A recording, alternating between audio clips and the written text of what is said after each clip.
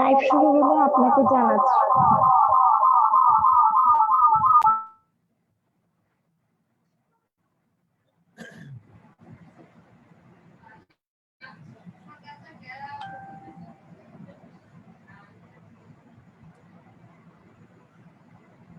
Live হচ্ছে। Hello Naushin. জি sir. Hello. জি Can you স্যার। hear জি me? স্যার। Yes sir. এখন শোনা যাচ্ছে? জি স্যার। কি জি আমরা স্যার, কি শুরু করব শুনতে পাচ্ছি। নাকি শুরু করতে পারি? জি স্যার, আপনি শুরু করতে হ্যালো। পারেন। হ্যালো, জি স্যার, আপনি শুরু আচ্ছা করতে তাহলে পারেন। শুরু করতে পারি না? জি স্যার।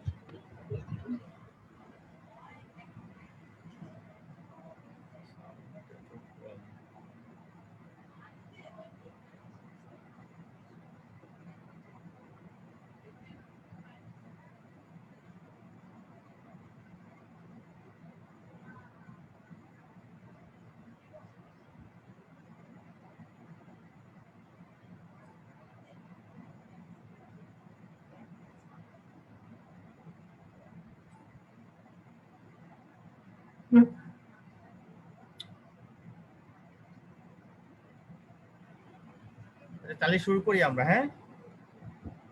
হ্যালো। জি স্যার, লাইভ হচ্ছে। জি স্যার। জি স্যার, লাইভটা হচ্ছে। ঠিক আছে, সবাইকে আসসালামু আলাইকুম। আজকের লেকচার ক্লাসে যারা জয়েন করেছো তোমাদের সবাইকে স্বাগত জানাই, এবং যারা আগামীতে তোমরা থার্ড প্রফেশনাল পরীক্ষা দেবে, আশা করি এই লেকচারটা কিছুটা হলেও তোমাদের উপকারে আসবে। আমি ধন্যবাদ জানাই এক্সিস ডেন্টাল স্কুলকে, যারা এই স্কুলটি পরিচালনা করছে তাদের সবাইকে আমি আন্তরিক অভিনন্দন জানাই। কারণ এই স্কুলের মাধ্যমে তোমরা সারা দেশের স্বনামধন্য স্যার ম্যাডামদের ক্লাস করতে পারছো।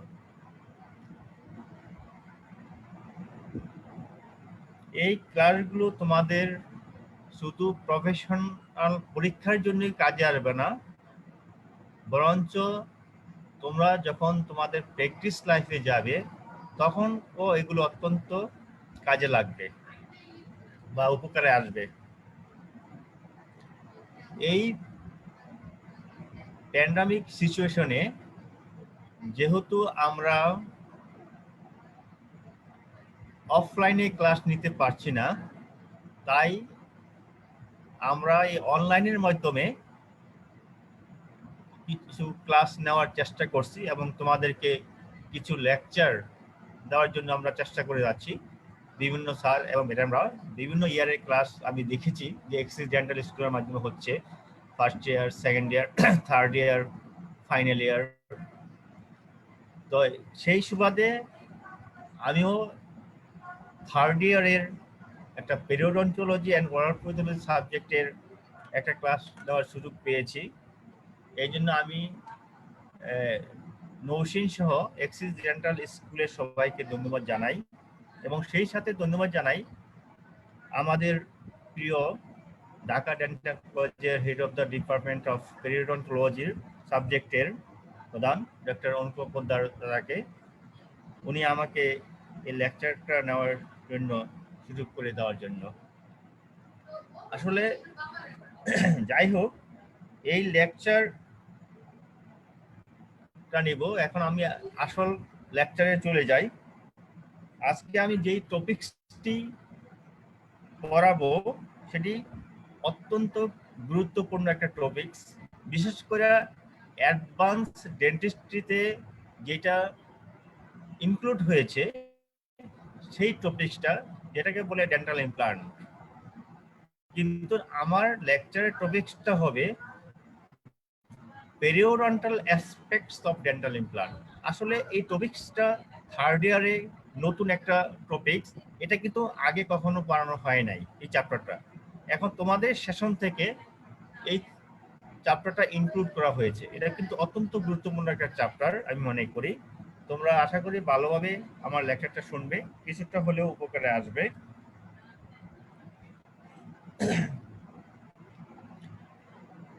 আর যদি কোনো কোশ্চেন থাকে আমার লেকচারের মধ্যে, তোমরা অবশ্যই মেসেজ অপশনে গিয়ে আমাকে মেসেজ করবে, আমি চেষ্টা করব আনসার দেওয়ার জন্য।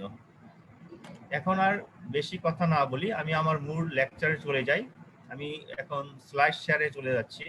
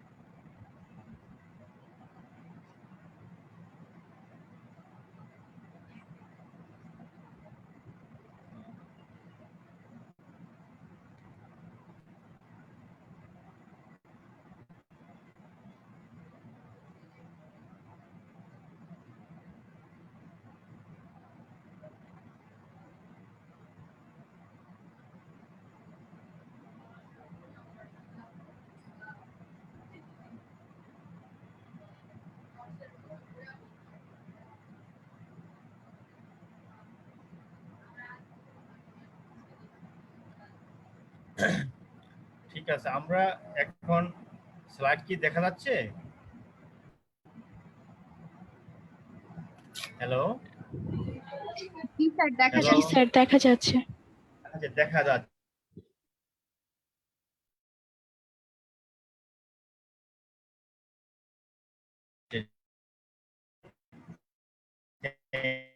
Thank you very much. তো এখন ডেন্টাল ইমপ্লান্ট, ইমপ্লান্ট মানে কি? ইমপ্লান্ট হলো একটা ডিভাইস বা টিস্যু যেটা প্লেস করা হয় inside or on the surface of the body. শুধু আমরা দাঁতের মধ্যে যে ইমপ্লান্ট করি তা কিন্তু না, ইমপ্লান্ট বিভিন্ন জায়গায় করা হয়। যেমন তোমরা এখানে একটা ছবি দেখতে পাচ্ছ যে কাঁধের ভিতরে যে কক্লিয়ার ইমপ্লান্ট করা হয়, পায়ের হাঁটুতে ইমপ্লান্ট করা হয় এবং আমাদের দাঁতেও ইমপ্লান্ট করা হয়। এই ইমপ্লান্টটা আসছে যে কয়েকটা এরা আছে এই ইমপ্লান্ট এর পিছনে, যে ডেন্টিস্ট্রিতে যে ডেন্টাল ইমপ্লান্ট, এটা কয়েকটা এরা আছে। অ্যাকর্ডিং টু মার্শাল 1987 এ 5 distinct eras of implant dentistry, মানে 5টা এরা আছে। এর মধ্যে একটা হলো তোমার, এক নম্বর হলো দ্য এনশিয়েন্ট এরা, যেটা হয়েছে বিফোর 1000 এডি। সরি স্যার, আর একটু ইন্টারাপ্ট করব নম্বর স্যার, হচ্ছে স্লাইড তোমার, গুলো দেখা যাচ্ছে না। হ্যাঁ হ্যাঁ, স্যার স্লাইড দেখা যাচ্ছে না। আচ্ছা এটা স্লাইডে নাই, আমি পরবর্তী স্লাইডে আবার যাব। এটা একটা ইন্ট্রোডাকশনটা বলতেছি। আচ্ছা, ঠিক তারপর আছে। হলো মিডিয়েভেল এরা, যেটা করছে তোমার 1000 থেকে 1799 এডিতে। তারপর হচ্ছে দ্য ফাউন্ডেশন এরা, সেটা 1800 থেকে 1990 এডির মধ্যে হয়েছে। তারপরে হলো মডার্ন এরা, যেটা সেটা হচ্ছে 1910 থেকে 1978 এর মধ্যে। আর 5 নম্বর হচ্ছে কন্টেম্পোরারি এরা, যেটা 1978 থেকে শুরু হয়ে এই পর্যন্ত আসছে ডেন্টিস্ট্রিতে। এখন আসো যে আমরা ডেন্টাল ইমপ্লান্ট জিনিসটা কি, হোয়াট ইজ ডেন্টাল ইমপ্লান্ট? যে ডেন্টাল ইমপ্লান্ট একটা সাবস্টেন্স যেটা তোমার প্লেস করা হয় জতে, যেটা জবন, যেটা মেক্সিলা অথবা মেন্ডিবল হতে পারে। মেন্ডিবল এবং মেক্সিলারের মধ্যে এটাকে ফিক্স করা হয়, যার উপরে তোমার ক্রাউন অথবা ফিক্স করা হয়, অথবা রিমুভাল ডেন্টার ফিক্স করা হয়।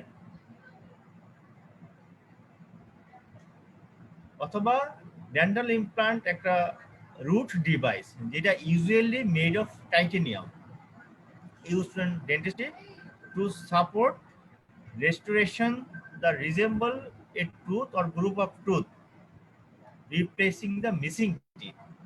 এখন যদি কোনো কারণে কোনো মিসিং টিথ থাকে, মিসিং হয়ে যায় টুথ, কি কি কারণে সাধারণত মিসিং হয়?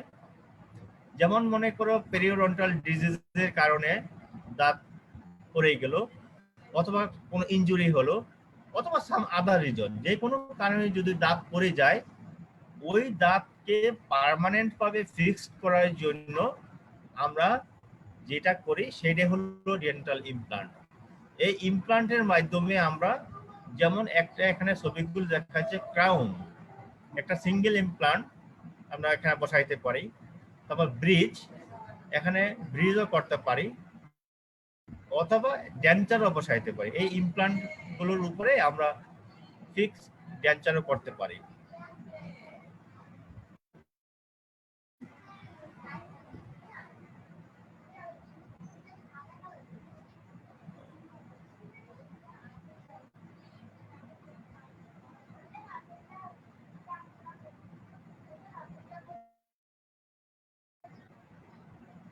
হ্যাঁ, তারপর আছে ইমপ্লান্ট কম্পোনেন্ট। একটা ইমপ্লান্টের কয়টা কম্পোনেন্ট থাকে বা পার্টস থাকে, সেটা হলো দেখা যাও এখানে ছবিতেও দেখা যাচ্ছে যে ইমপ্লান্টের সাধারণত আমরা 4টা পার্ট থাকে। একটা হলো গিয়ে অ্যাবাটমেন্ট, আরেকটা হলো স্ক্রু, আরেকটা হলো ইন্টারিম অ্যাবাটমেন্ট, ইমপ্লান্ট বডি।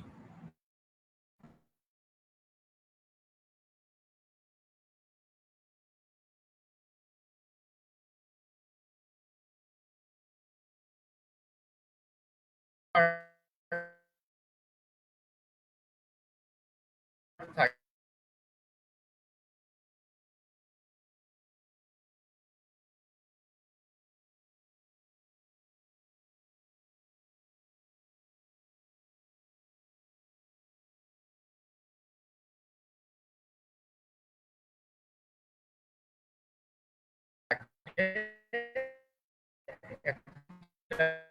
ইমপ্লান্টের থাকে আর রুট থাকে, গেলে তার মাঝখানে কিন্তু একটা অ্যাবাটমেন্ট থাকে।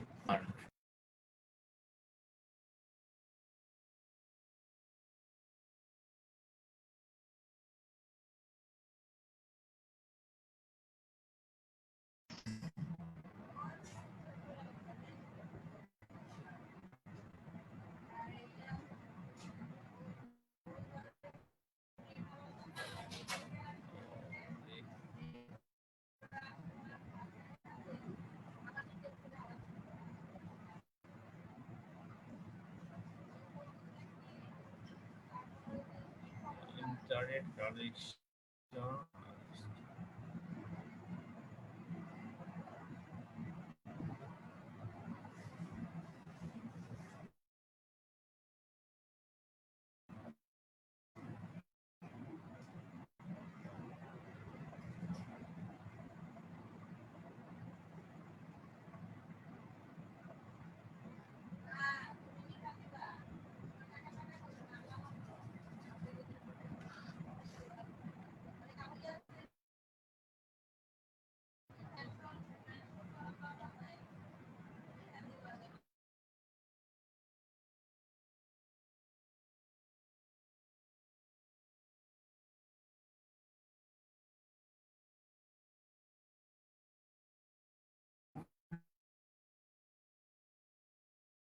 হচ্ছে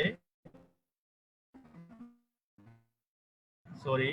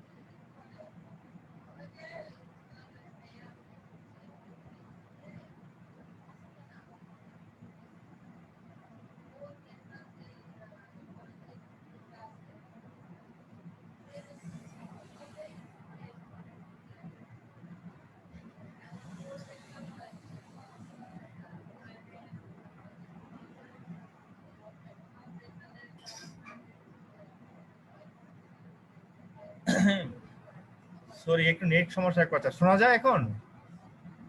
হ্যালো জি হ্যালো। স্যার শোনা যাচ্ছে, জি স্যার শোনা যাচ্ছে। হ্যাঁ, আচ্ছা, থ্যাংক ইউ। তারপরে ইমপ্লান্ট বডির পরে আসে তোমার হিলিং স্ক্রু, মানে যেটা আমাদের স্ক্রু বলে। এটা করা হয় কখন? During the healing phase this screw is normally placed in the superior surface of the body. এই যে ইমপ্লান্টের বডির উপরে এই স্ক্রুটা বসানো হয়, এটার কাজ কি? এটা দুইটা কাজ করে। একটা হলো facilitates the suturing soft tissues, আরেকটা হলো prevents the growth of the tissues over the edge of the implant. যাতে ইমপ্লান্টের উপরে সফট টিস্যু চলে না আসে, সেটাকে সে প্রিভেন্ট করে। তারপরে আসো healing healing caps. Healing caps হলো are dome shape screw placed over the sealing screw after the second stage of surgery before insertion of prosthesis. তারপরে হলো অ্যাবাটমেন্ট। অ্যাবাটমেন্টটা হলো part of implant which resembles a prepared tooth is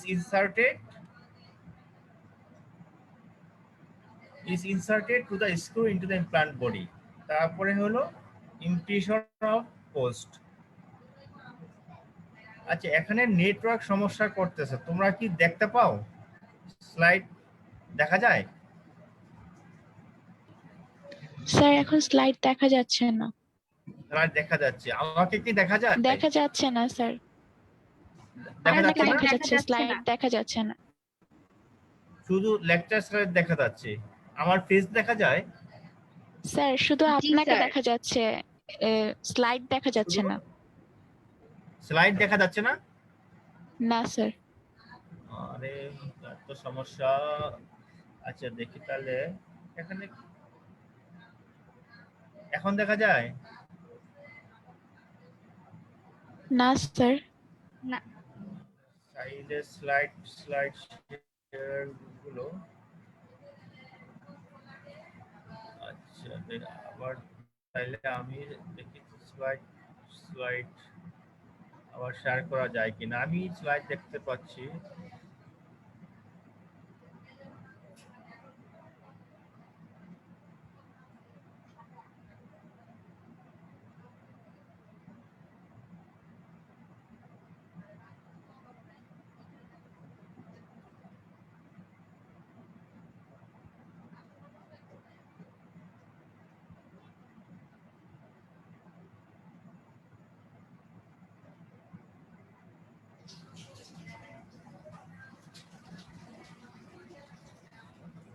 My God, এটা কি নেটওয়ার্কের সমস্যা?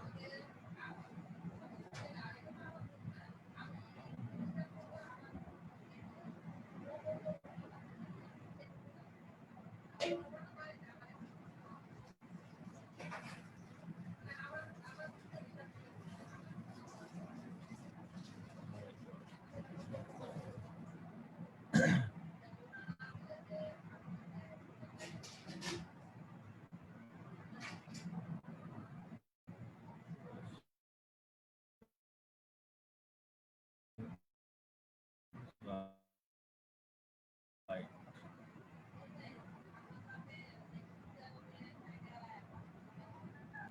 এখন দেখা যাচ্ছে? জি স্যার স্লাইড এখন কি দেখা দেখা যাচ্ছে। যাচ্ছে এখন? জি স্যার।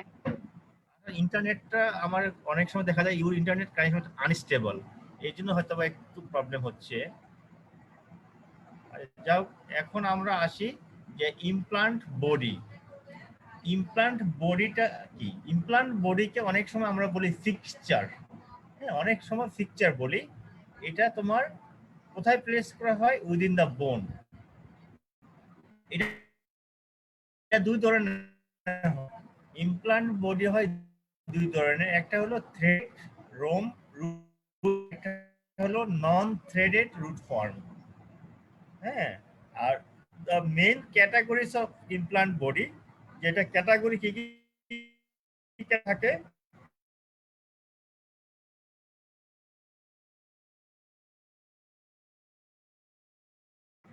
স্ক্রু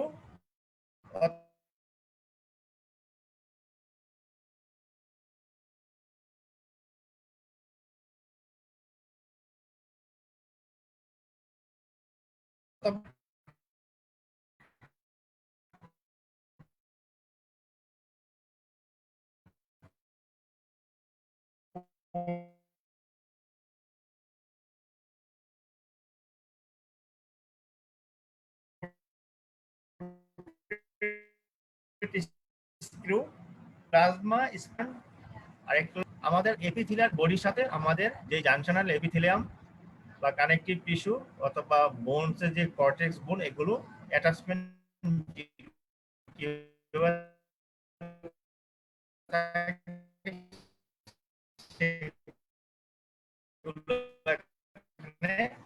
দেখানো হয়েছে এই ছবিতে। তারপরে আসো তোমার রেসিডুয়াল রিচ রিজার্ভশন। যখন দেখা যায় যে মানে রিচটা রিজার্ভশন হয়ে গেছে, এখানে ডেঞ্চার করা যাচ্ছে না, তখন আমরা করতে পারি। অথবা partially edentulous arches where RPD removal partial denture may weaken the abutment teeth, মানে এখানে যদি আমরা রিমুভাল পার্শিয়াল ডেঞ্চার করি তাহলে বেশি সাপোর্ট পাওয়া যায় না, বা এটা পড়ে যেতে পারে বা লুজ হতে পারে, সেই ক্ষেত্রে করতে পারি। অথবা পেশেন্ট উইথ ম্যাক্সিলোফেসিয়াল ডিফর্মিটিস হলে করতে পারি। আরেকটা করতে পারি for single tooth replacement where fixed partial denture cannot be replaced.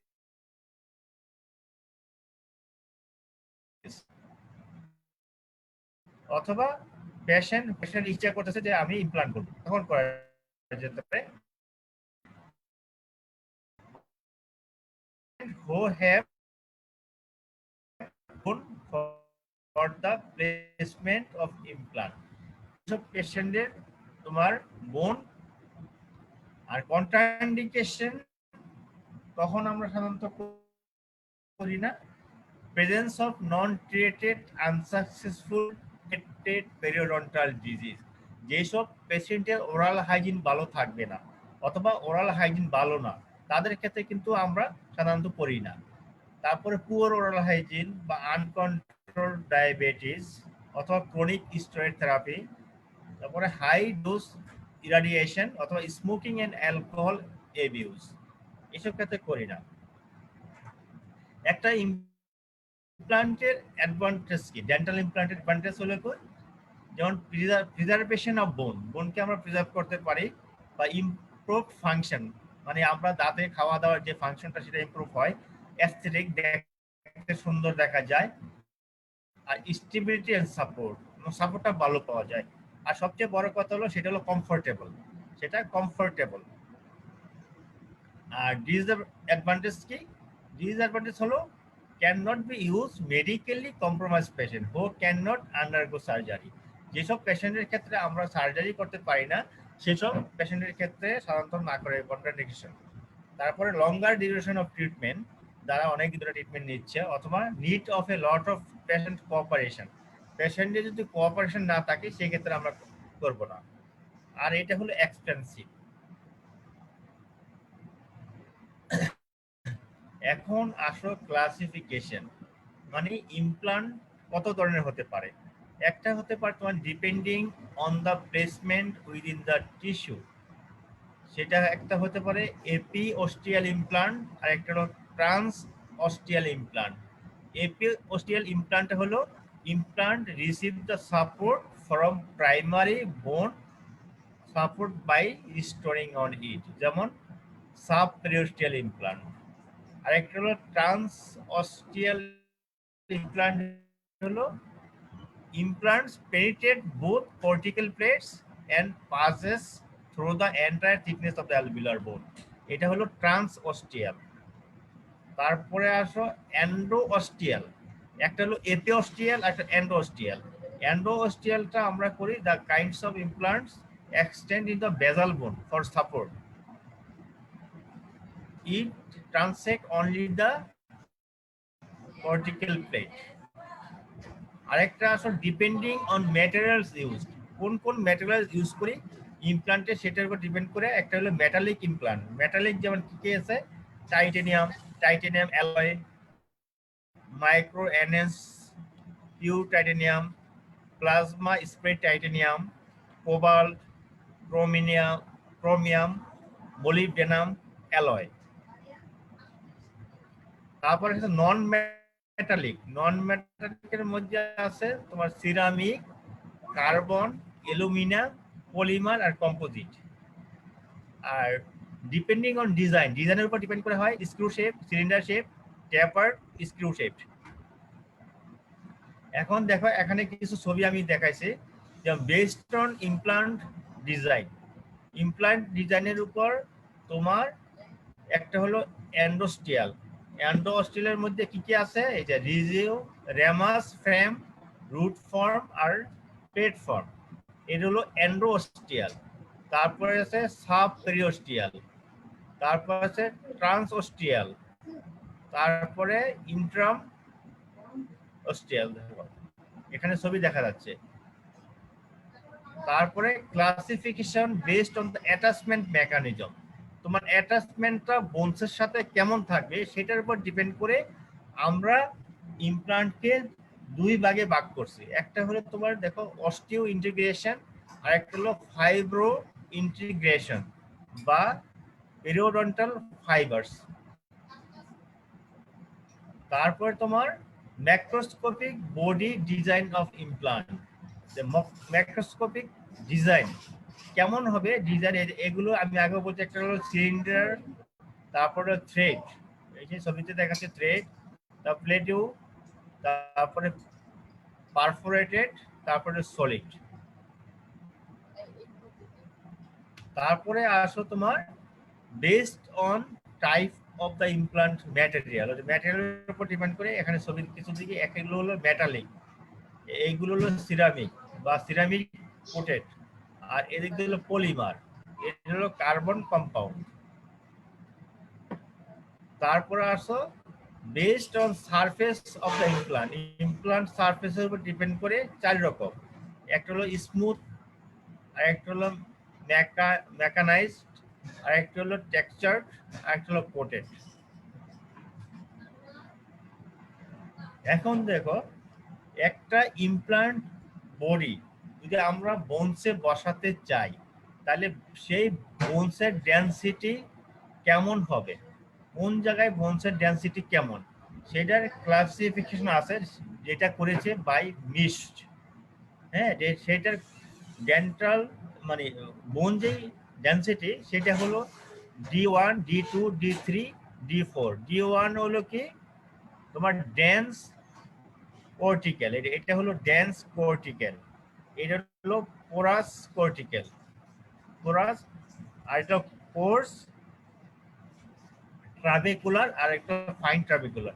এগুলো এক এক জায়গায় এক এক ধরনের থাকে। যেমন D1টা থাকে তোমার এন্টেরিয়র ম্যান্ডিবলে, আর D2টা থাকে তোমার এন্টেরিয়র ম্যান্ডিবল আর পোস্টেরিয়র ম্যান্ডিবল আর এন্টেরিয়র ম্যাক্সিলাতে। আর D3 যেটা কোর্স ট্রাবেকুলার, সেটা থাকে তোমার anterior maxilla, posterior maxilla, posterior mandible. আর D4 যেটা ফাইন ট্রাবেকুলার, এটা থাকে পোস্টেরিয়র ম্যাক্সিলা থাকে। কারণ এই বোনস ডেনসিটি খুব ইম্পর্টেন্ট ফর ডেন্টাল ইমপ্লান্ট, এটা ভেরি ইম্পর্টেন্ট। তারপরে আসো একটা ডেন্টাল ইমপ্লান্টের আইডিয়াল রিকুইজিট কি থাকবে। হ্যাঁ, ডেন্টাল ইমপ্লান্টে আইডিয়াল রিকুইজিট থাকবে, এটা হতে হবে ইট মাস্ট বি স্টাইল হতে হবে, made of a highly biocompatible material, inserted with an atraumatic surgical technique, avoid overheating of the bone, the place with initial stability, are non-functionally loaded during the healing period. এগুলো হলো ideal requisite of implant. এখন আসো যে implant এর চারদিকে যে mucosa থাকে, মানে peri implant mucosa, peri implant mucosa. হ্যাঁ, পেরি ইমপ্লান্ট মিউকোসাটাও খুব ইম্পর্টেন্ট, কারণ এটা তোমার চারদিকে থাকে। the mucosal tissue around the intraosseous implants form a tightly adherent band consisting of a dense collagenous lamina propria covered by stratified squamous keratinous epithelium।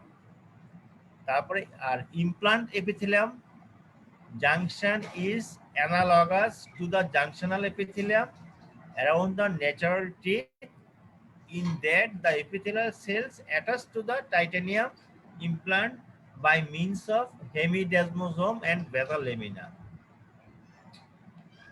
The depth of the normal non-inflamed sulcus around an intraosseous implant is assumed to be between 1.5 থেকে 2 millimeter থাকবে, আর sulcus around the implant is lined with the sulcular epithelium।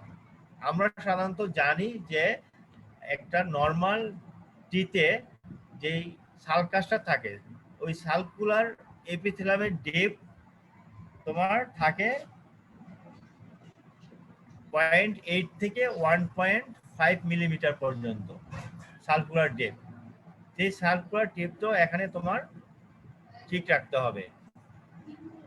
দেখো এখানে ছবিতে দেখাইছে যে the mucosa of the encircle fixture মানে implant body যেটা has more collagen and fewer fibroblasts 2:1, মানে 2 ভাগ কোলাজেন থাকবে আর 1 ভাগ ফাইব্রোব্লাস্ট থাকবে। এটা হলো তোমার রেশিও। হ্যাঁ, gingival tissue and peri implant mucosa. তাহলে main difference between peri implant আর পেরিওডন্টাল টিস্যু কি আছে? মেইন ডিফারেন্সটা কি বলবো আমরা?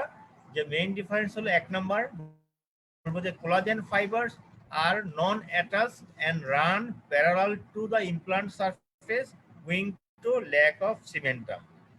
যেহেতু ইমপ্লান্টের মধ্যে বডির মধ্যে কোনো সিমেন্টাম থাকে না, এই জন্য কোলাজেন ফাইবারসটা নন অ্যাটাচ থাকে।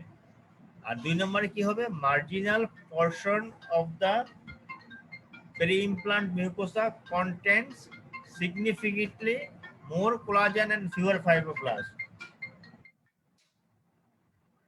than the normal gingiva। আমি ওই যে আগে ছবিতে দেখালাম না 2:1, সেটা 2:1 হতে হবে। এখন আসো ইমপ্লান্ট বোন ইন্টারফেস। এই যে আমরা বোনসের ভিতর যে ইমপ্লান্টটা বসাই, এটা বোনসের সাথে ইমপ্লান্ট বডির যে ইন্টারফেস, এটার গুলো 2 রকমের। একটা হলো ওসিও ইন্টিগ্রেশন, একটা হলো ফাইব্রো ওসিয়াস ইন্টিগ্রেশন। ওসিও ইন্টিগ্রেশনটাই বেশি ইম্পর্টেন্ট। ওসিও ইন্টিগ্রেশনটা কি? ওসিও ইন্টিগ্রেশনটা হলো direct contact between the bone and the surface of the loaded implant. মানে লোডেড যে ইমপ্লান্টটা করা, এই ইমপ্লান্টের সাথে বোনসের একটা ডাইরেক্ট কন্টাক্ট থাকে। এটা হলো bioactive material that stimulate the formation of বোন can also be used।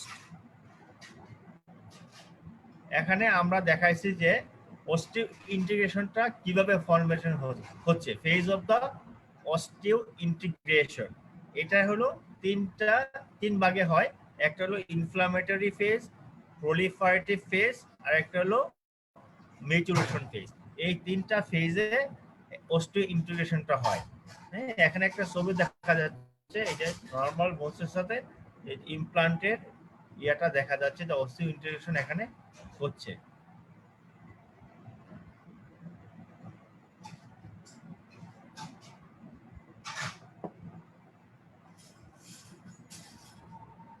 এখন আসো দা মিনিমাম ওসিও ইন্টিগ্রেশন টাইম, মানে ওসিও ইন্টিগ্রেশন টাইমটা কতটুকু লাগে। তো যদি তোমার এন্টিরিয়র ম্যান্ডিবল হয় সেটাতে লাগবে 3 মাস, আর যদি পোস্টেরিয়র ম্যান্ডিবল এটা 4 মাস। এন্টিরিয়র ম্যাক্সিলাতে লাগবে 6 মাস, পোস্টেরিয়র ম্যাক্সিলাতে 6 মাস, আর যদি ইনটু বোন গ্রাফট হয় তাহলে লাগবে 6 থেকে 9 মাস। এখন আসো যে ইমপ্লান্ট ফেলুর বা ইমপ্লান্ট লস কখন হতে পারে, একটা ইমপ্লান্ট লস কখন হতে পারে, বা একটা ইমপ্লান্ট বসালে এটা কখন ফেলুর হতে পারে। এটা দুই, একটা হইলো তোমার আর্লি ইমপ্লান্ট ফেলুর আর একটা হলো লেট ইমপ্লান্ট ফেলুর। যে আর্লিতে হতে পারে যদি তোমার যে worker before implant restoration it probably did not achieve osseointegration, যদি তোমার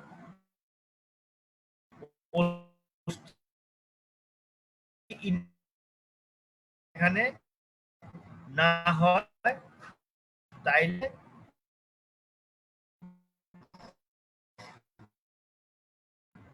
এটা হয় and extensive influence, bacterial infection হলে বা ইনফেকশনটা যদি ভিতরে চলে যায় তাহলে হতে পারে। আর একটা হলো ইমপ্রপার মেকানিক্যাল স্টেবিলিটি, তোমার যে মেকানিক্যাল স্টেবিলিটি থাকার কথা সেটা যদি না হয়, ইমপ্রপার হয়, তাহলে লস হতে পারে। আর একটা হলো প্রিমেচিউর লোডিং, লোডিংটা যদি প্রিমেচিউর হয়। আর লেট কখন হবে, যখন ইনফেকশন হবে অথবা ইমপ্লান্ট ওভারলোড হবে। তো ইমপ্লান্ট ওভারলোড কখন হতে পারে, সাধারণত ওকুলোসাল ওভারলোডটাই মেইনলি আমরা দেখি। ওকুলোসাল যদি ওভারলোড হয় তখন তোমার এটা ফেলিওর হতে পারে। কারণ হলো কি হলো, কি কি ফ্যাক্টরের কারণে হতে পারে। একটা হলো তোমার excessive expansion of a processes in the posterior region. একটা হতো ইমপ্লান্ট অ্যালাইনমেন্ট যদি ঠিক না থাকে। তারপরে a significant deviation of implant axis from the functional axis. একটা হলো ফাংশন এক্সিস যদি ইমপ্লান্ট এক্সিস ঠিক না থাকে। আরেকটা হতে পারে তোমার discrepancy in dimension between the implant head and the occlusal table. এখন ইনফেকশনের কারণে কেন হতে পারে, ইনফেকশন হলো যদি তোমার host response to biofilm formation on the implant include the series of inflammatory reaction which initially occur the soft tissue but which may subsequently progress and lead to the loss of supporting bone.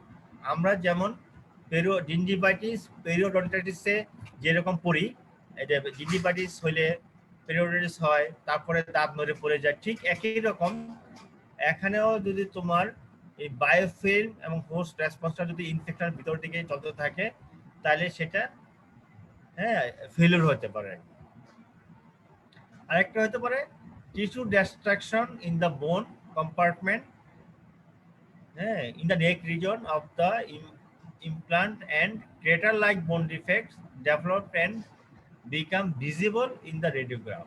অনেক সময় দেখা যায় ওইখানে crater like বোন loss হয়, যেটা আমরা X-ray করলে দেখা যায়, সেই কারণে তোমার ইমপ্লান্ট ফেলিওর হতে পারে। এখানে আমরা দেখাইছি যে ইমপ্লান্ট ভার্সেস হেলদি টুথ।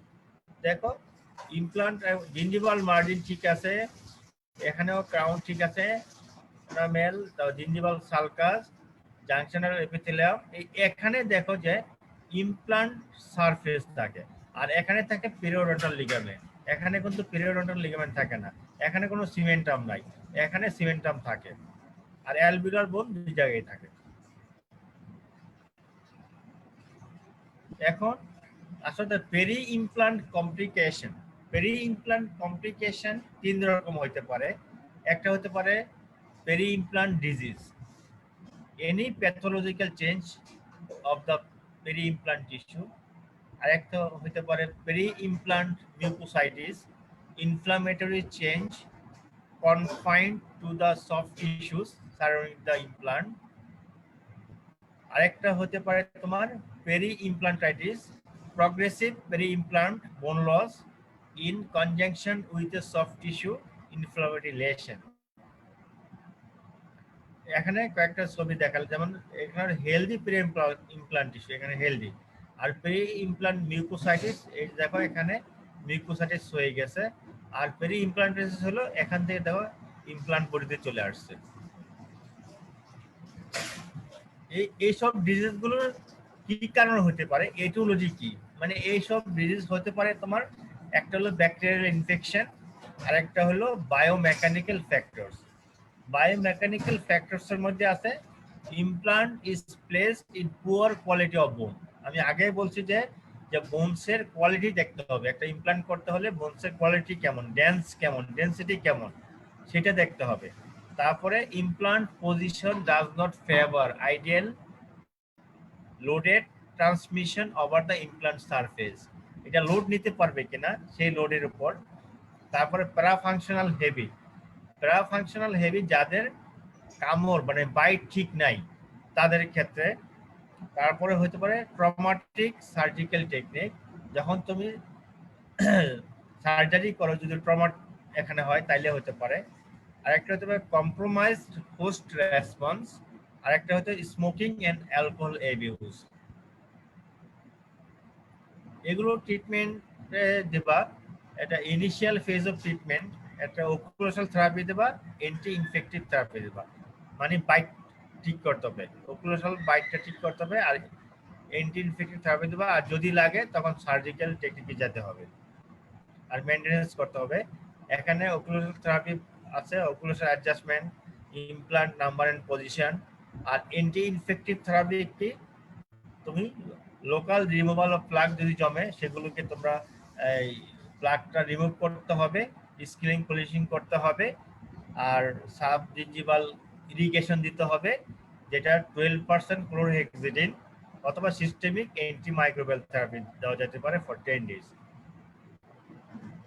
তারপরে মেকানিক্যাল ডিভাইস দিবা, তারপরে কেমোথেরাপিউটিক এজেন্ট ইউজ করতে পারি আমরা, হ্যাঁ, সেটা citric acid 30 to 40 second is use, removal of endotoxin from implant surface. আর সার্জিক্যাল টেকনিক হলো সবার শেষে, সেটা রিসেকটিভ ওসিয়াস থেরাপি হতে পারে অথবা রিজেনারেটিভ থেরাপি হতে পারে, হ্যাঁ, রিজেনারেশন অফ দ্য টিস্যু।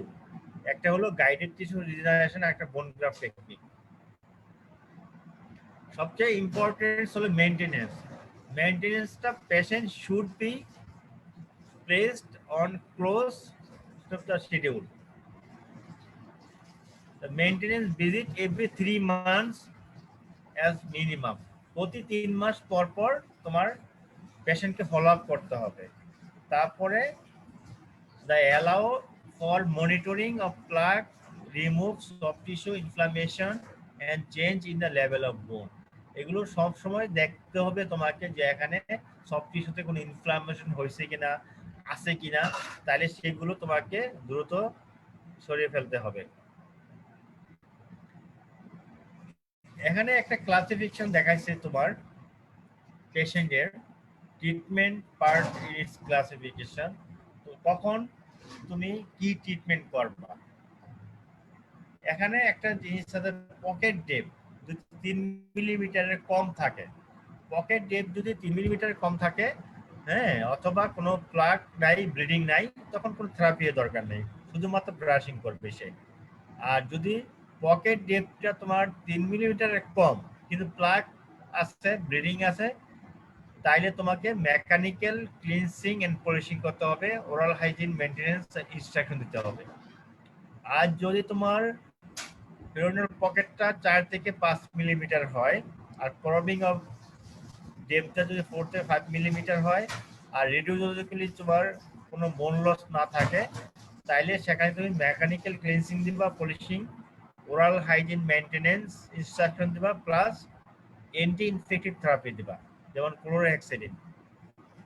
আর যদি দেখো যে পকেট ডেপথ 5 মিলিমিটার বেশি হয়ে গেছে আর রেডিওলজিক্যালি তোমার বোন লস আছে লেস দেন 2 মিলিমিটার, তাহলে তুমি মেকানিক্যাল ক্লিনসিং এন্ড পলিশিং দিবা, মাইক্রোবায়োলজিক্যাল টেস্ট করতে পারো, local and systemic antibiotic therapy দিবা।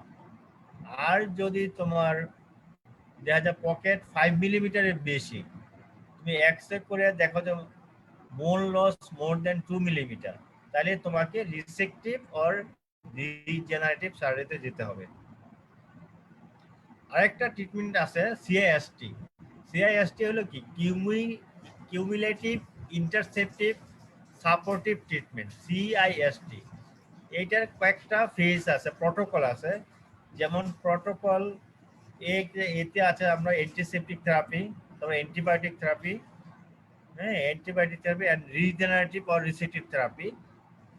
এখানে আমি ইয়ার মাধ্যমে ইয়া করা আছে সিআইএসটিটা কি, যদি তোমার প্রবিং ডেপথ বা পেরিওডন্টাল পকেট যদি 3 মিলিমিটারের কম হয় এবং প্লাক ইন্ডেক্স 1 এর কম আর বিওপি যদি না থাকে ব্লিডিং অন প্রবিং, আর প্লাক ইন্ডেক্স যদি 1 এর বেশি থাকে এন্ড বিওপি যদি থাকে, তাহলে তোমার মেকানিক্যাল ডিব্রাইডমেন্ট আর পলিশিং এন্ড স্কিলিং করলে চলবে।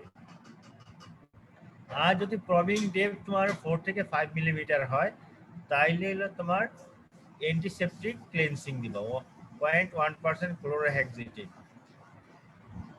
তারপরে দেখো যদি pocket depth 5 millimetre, probing depth যদি 5 মিলিমিটার বেশি হয়, ব্লিডিং প্রবিং আছে মানে কোনো, তারপরে ব্লিডিং প্রবিং এখানে আছে, এখানে ব্লিডিং প্রবিং আছে, বোন লস যদি মোর দেন 2 মিলিমিটার বেশি হয় তখন আমরা যাব এই সার্জারিতে, রিসেকশন অর রিজেনারেটিভ সার্জারি।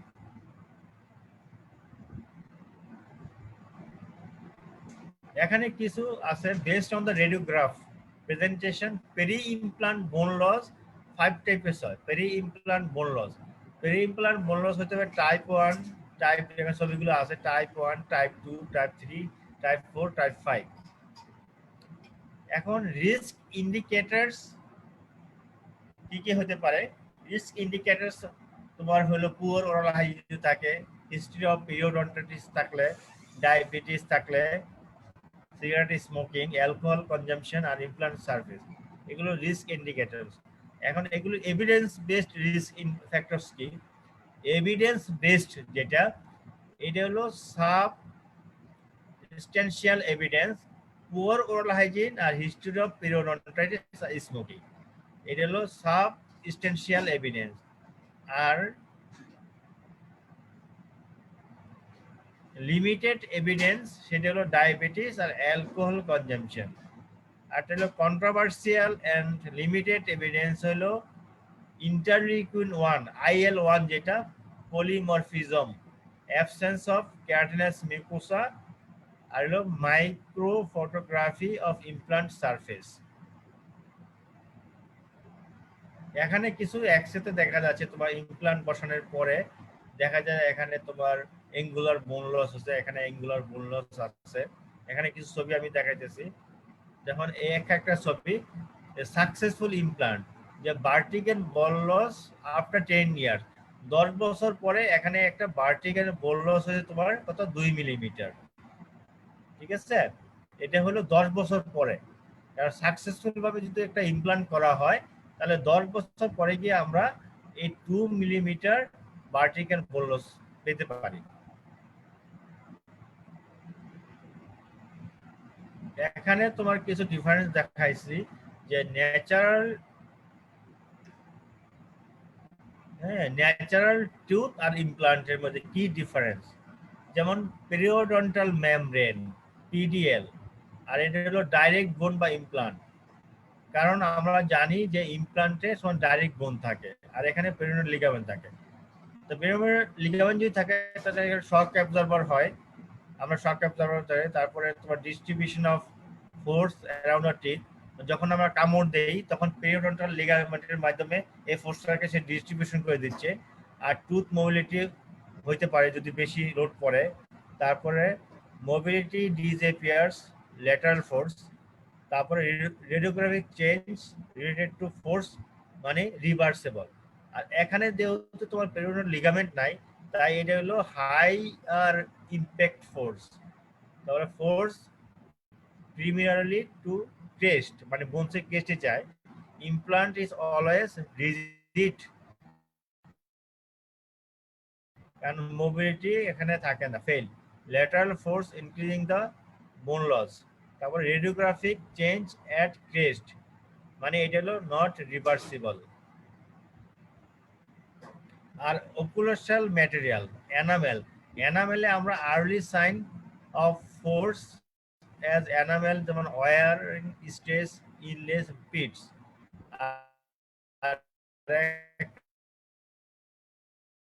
এখানে যেহেতু পোর্সেলিন থাকে তাই এসব কোনো কিছু। আর এটার কানেকশন হলো ফাংশনাল অ্যানকাইলোসিস হয়ে যায়। আর ফোর্স হলো ডিক্রিজড আর ইমপ্যাক্ট ফোর্স হলো ইনক্রিজড আর মোবিলিটি আর ক্রস সেকশন হলো নট ফাউন্ড, এখানে হলো রাউন্ড।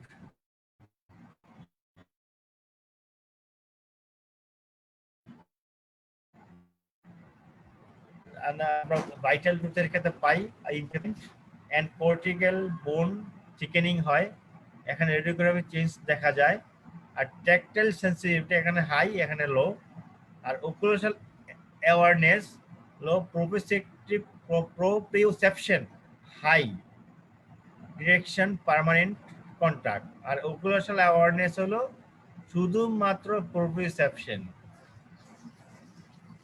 এখন আমরা আসি যে maintenance for dental implant patient. একটা ডেন্টাল ইমপ্লান্ট পেশেন্টের মেইনটেনেন্সটা হলো ভেরি ভেরি ইম্পর্টেন্ট। কারণ যদি patient with periodontitis associated tooth loss are significantly increase of developing কি হতে পেরি ইমপ্লান্টাইটিস হতে পারে। Overall periodontal condition in primarily edentulous implant patients going to influence the clinical condition around the implants. তারপর microflora of the implants in partially edentulous patients differs from the edentulous patient. Our periodontal and implant maintenance are linked because maintenance of a microflora conscious of the periodontal health is necessary to maintain the implant microflora consistent with the peri-implant health. আরেকটা হচ্ছে because of peri-implantitis it is difficult to treat, কারণ it is extremely important to treat periodontal disease before implant placement and to provide good supportive therapy with implant patient. এগুলো maintenance করতে হবে, special instrumentation use করতে হবে, metal hand instruments and ultrasonic tips আমরা carefully use করব। তারপর rubber cup with flour use করব। তারপর অ্যাসিডিক ফ্লোরাইড প্রপারলি ইউজ করব। নন অ্যাব্রাসিভ প্রপারলি পেস্ট আর used.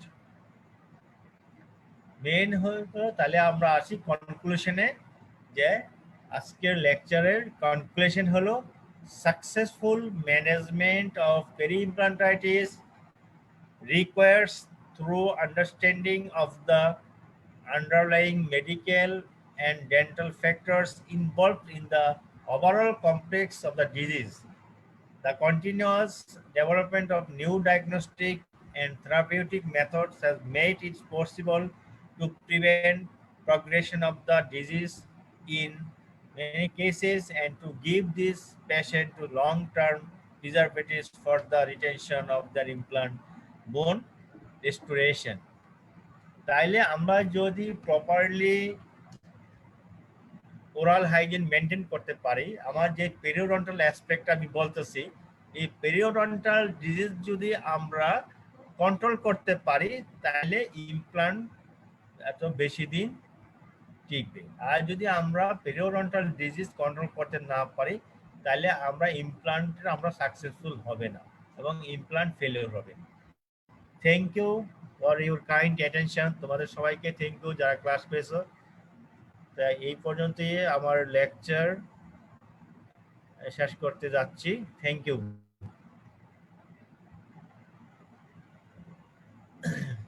Thank you sir. Hello, হ্যাঁ আমি কি শেয়ার স্টপ করে ফেলবো? জি sir. Okay, thank you. Thank you sir. আসসালামু আলাইকুম। Thank you, sir. Assalamu alaikum. ওয়ালাইকুম আসসালাম। ওয়ালাইকুম আসসালাম।